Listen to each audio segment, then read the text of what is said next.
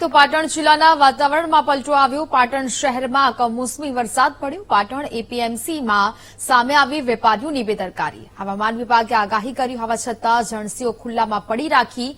એપીએમસીમાં વેપારીઓએ એરંડાની બોરીઓ ખુલ્લામાં રાખી હતી। કમોસમી વરસાદમાં એરંડાની બોરીઓ સહિતની જણસીઓ પલળી ગઈ છે। તો જ પ્રકારે હાલ તો પાટણ એપીએમસીની આ બેદરકારી છે તે સામે આવી। અગાઉ હવામાન વિભાગે કમોસમી વરસાદની આગાહી છે તે વ્યક્ત કરી હતી, તે છતાં પણ આ ગંભીર બેદરકારી સામે આવી। એપીએમસીમાં જણસીઓ ખુલ્લી મૂકતા તે પલળી ગઈ છે। સંવાદદાતા હર્ષદ ફોનલાઈન પર જોડાયા છે। હર્ષદ, પાટણ જિલ્લામાં વાતાવરણમાં પલટો આવ્યો, જે જણસીઓ ખુલ્લી મૂકવામાં આવી હતી તે હવે પલળી ગઈ છે। ખૂબ ગંભીર બેદરકારી, શું મામલો? નેહા, જે રીતના હવામાન વિભાગની આગાહી હતી તે જ પ્રમાણે પાટણમાં કમોસમી વરસાદ પડ્યો। હવામાન વિભાગે આગાહી આપી હોવા છતાં પણ પાટણ એપીએમસીમાં વેપારીઓએ બેદરકારી દાખવી હતી, જેને લઈને જે એપીએમસીમાં જે કમોસમી વરસાદના માવઠાના કારણે જે પાક હતો તે પલળ્યો હતો।